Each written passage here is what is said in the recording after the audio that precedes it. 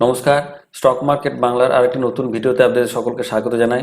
ভিডিওর প্রথমেই ডিসক্লেমার যে আমার এই ভিডিওর কোনোরকম কোনো বাই সেল টিপস উদ্দেশ্য নয় এই ভিডিওগুলো দেওয়ার।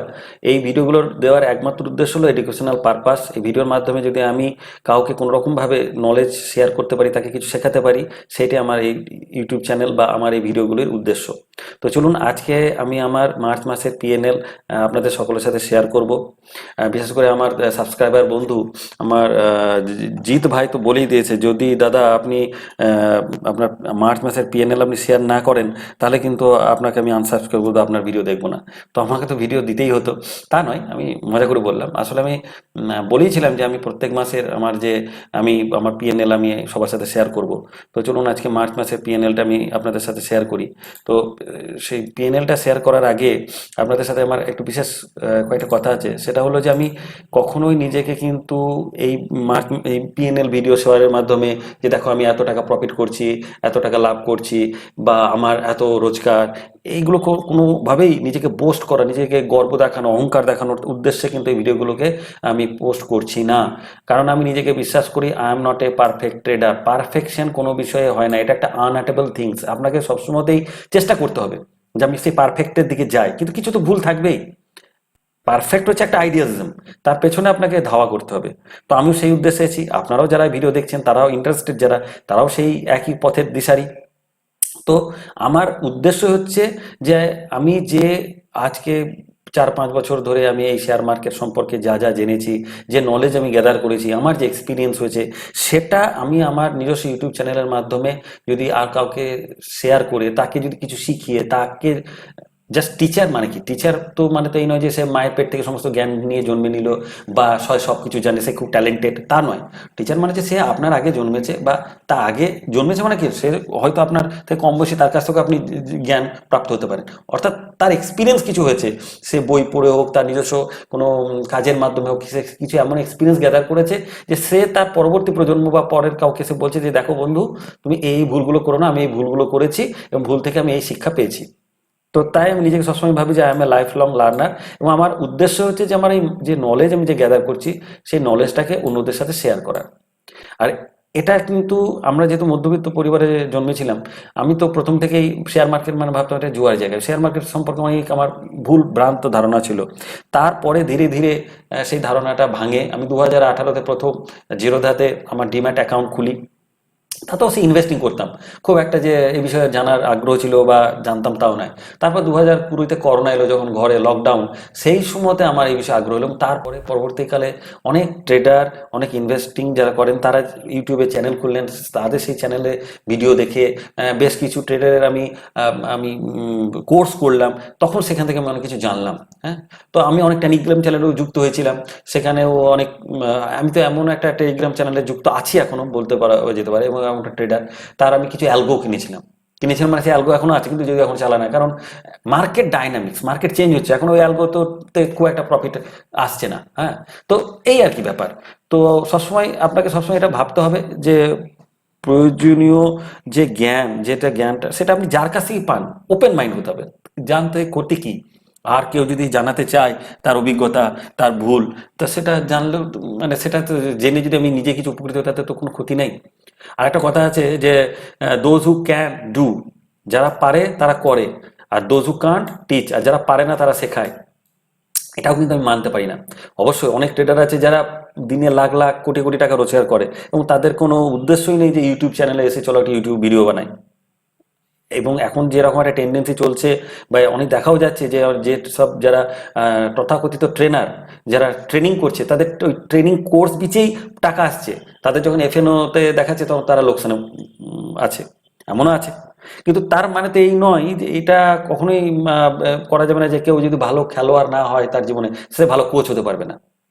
কারণ আমি আমার নিজের ব্যক্তিগত অভিজ্ঞতা থেকে বলতে পারি, আমি যখন মাধ্যমিক পরীক্ষা দিতাম, তো আমি এমন এক স্যারের কাছে পড়েছিলাম যে স্যার নিজে মাধ্যমিকে ফেল করেছিলেন অঙ্কে। পরবর্তীকালে তিনি অঙ্কেরই টিচার হন, অঙ্কের টিচার না, ফিজিক্যাল সায়েন্সের, কিন্তু তিনি অঙ্কে ফেল করেছিলেন। পরবর্তীকালে তিনি যখন আমাদেরকে অঙ্ক শেখান, তো তিনি তো জানেন যে দুর্বল ছাত্রছাত্রীদের কোন জায়গাটায় অঙ্কের কঠিন হতে পারে, বা তাকে কিভাবে শেখানো যেতে পারে। তো তারা অনেক সময় ভালো টিচার হতে পারে। তো তো তিনি যেমন সব থেকে আমার বলবো এখন পর্যন্ত ওনার দ্য বেস্ট ম্যাথের টিচার। আমি অঙ্কে মাধ্যমিকে 97 পেয়েছিলাম।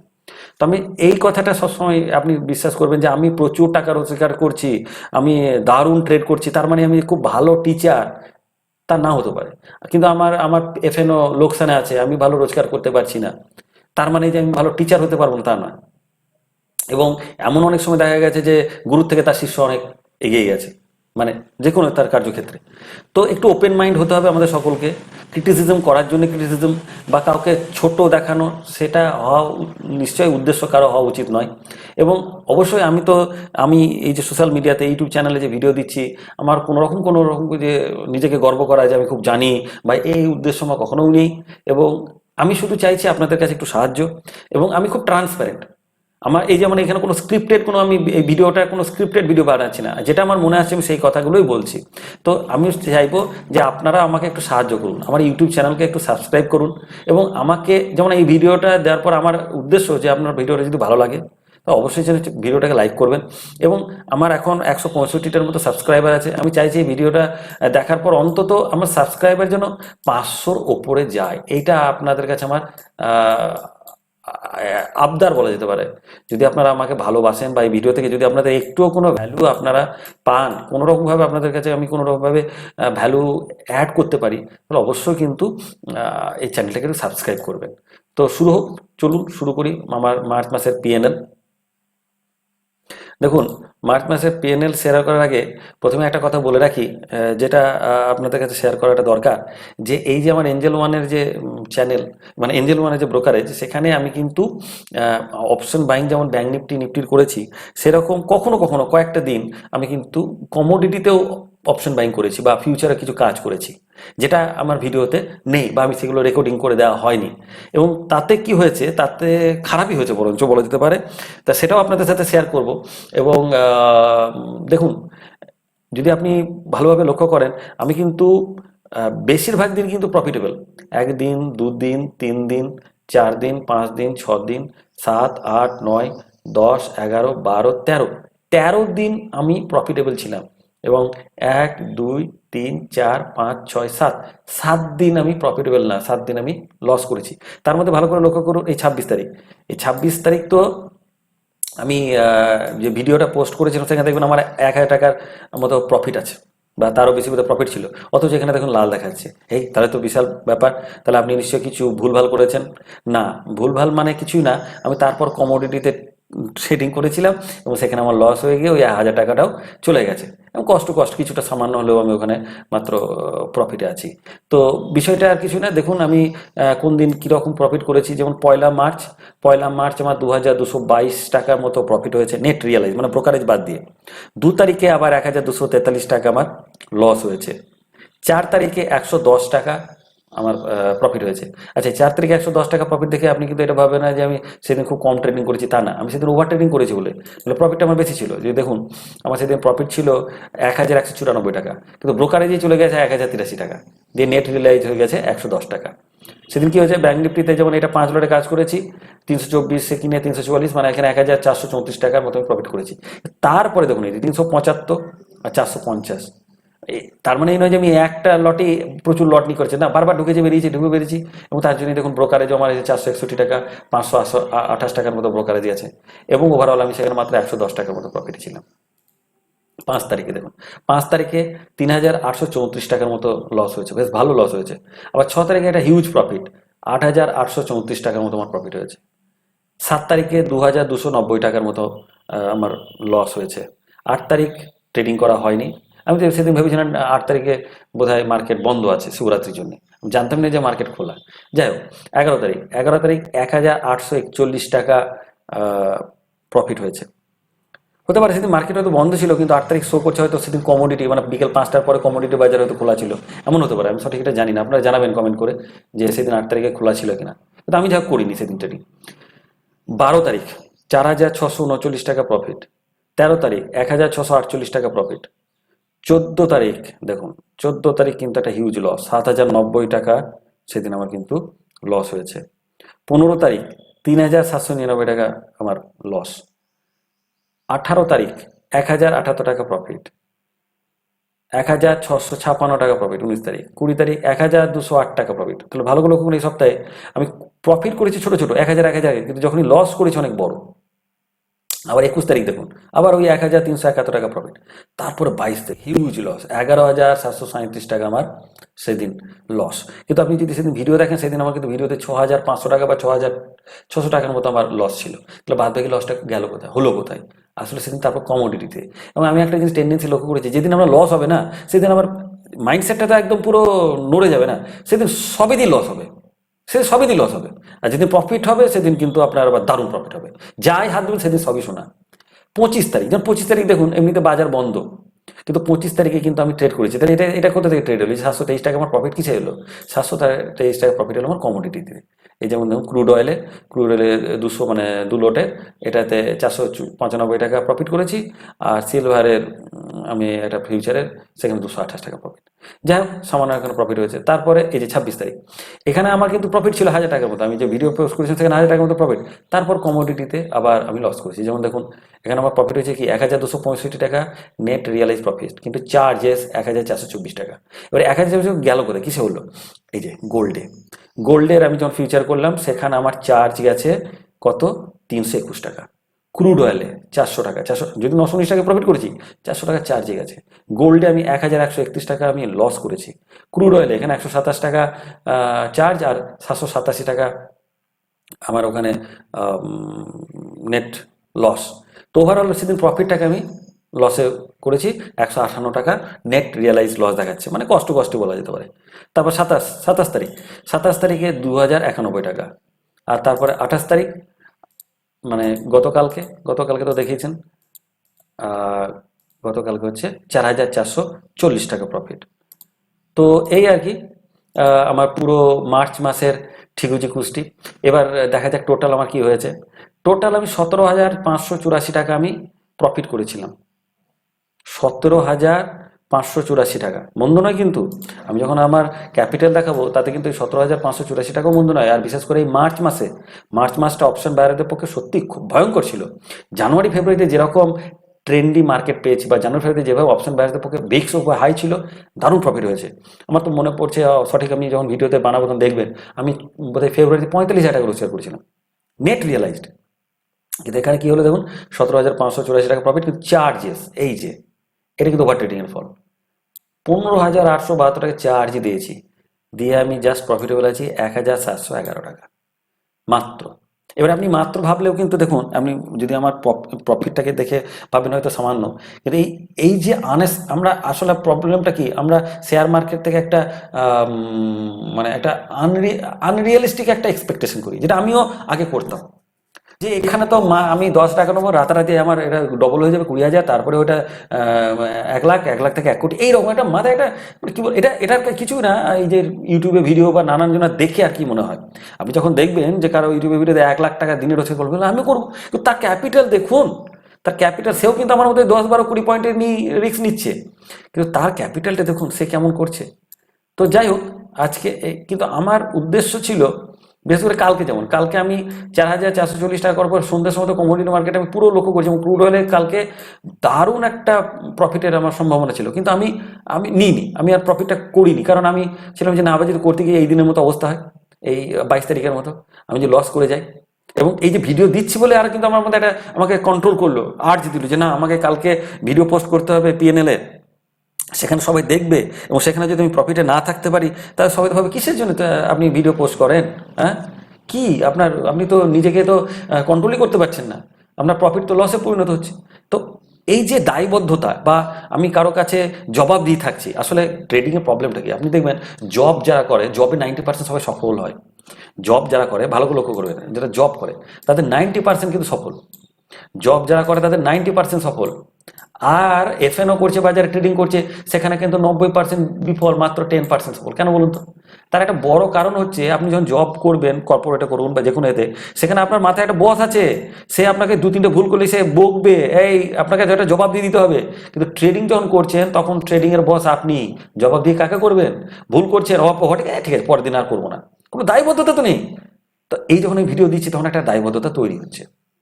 আর সবসময় আমি জিনিসটা যেটা বুঝে গেছি, যেটা আমার এই ভিডিও থেকে আপনারা হয়তো রিয়েলাইজ করতে পারবেন, যে দেখুন একটা ট্রেডারের চারটে অপশন, চারটে জিনিস হতে পারে। একটা হতে পারে কি স্মল প্রফিট, স্মল প্রফিট হতে পারে, আবার হতে পারে বিগ প্রফিট, হতে পারে তো, আবার হতে পারে স্মল লস, আবার হতে পারে বিগ লস। এর বাইরে তো আর কিছু নেই।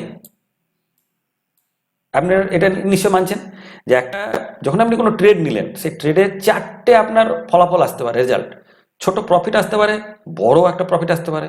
ধরুন আপনি একটা স্ক্যাল্পিং করতে করতে সুইং ধরে নিলেন বা আপনি হোল্ড করলেন, বড় প্রফিট আপনি পেলেন, ট্রেন্ড পেলেন। স্মল লস হতে পারে, আবার বিগ লস হতে পারে। তো আপনি যদি শুধু একটা কোশ্চেন এই বিগ লসটাকে বন্ধ করে দেন, তাহলে কিন্তু আপনি ওভারঅল আপনি কিন্তু প্রফিটেই থাকবেন। আপনাকে তো প্রফিটে থাকতে হবে। আপনি ভাবুন আগে সপ্তাহে প্রফিটে থাকবো, তারপর আপনি ভাবুন আপনি মাসে প্রফিটে থাকবো, তারপর ভাবুন আপনি ইয়ারলি, এই যে নতুন 1 এপ্রিল থেকে নতুন ইয়ার শুরু হবে, সেখানে আমি প্রফিটে থাকবো। তো এইটাকে বন্ধ করার চেষ্টা করছি। ফেব্রুয়ারি মাসে পারিনি। আমার সারা মাসের প্রফিট, আমি যে বললাম যে 45, প্রায় আমি শেয়ার করবো যখন তখন দেখো 45,000 টাকার মতো প্রফিট আমার চলে গেল। কিসের জন্য? একটা বিগ লস। জানুয়ারিতেও তাই। জানুয়ারিতে প্রথমেই শুরু তো করলাম একটা বিগ লস দিয়ে, তারপর মেকআপ করতে করতে তবু কিন্তু ওখানেও আমার লস হলো, শুধু এইটা কারণে, একটা বিগ লস। তো এইটাকে যদি আমি কমাতে পারি, তাহলেই আমি প্রফিটেবল ট্রেডার। তো আমার এই ভিডিওটা উদ্দেশ্য কিন্তু, আমি আবার বলছি যে আমি প্রফিটেবল ট্রেডার বা আমি অনেক ভালো খুব ট্রেডিং করছি, তা কিন্তু নয়।